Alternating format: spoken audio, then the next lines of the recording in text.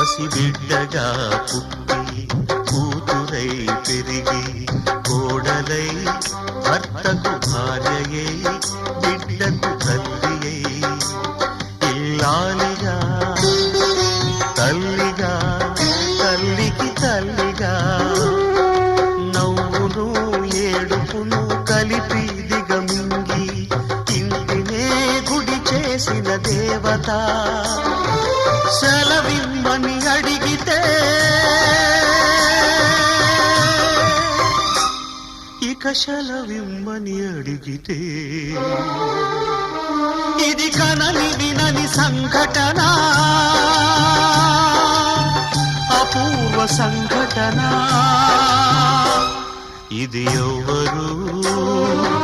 ఎవ్వరికి ఇవ్వని వీడుకోలు ఇవి ఎక్కడా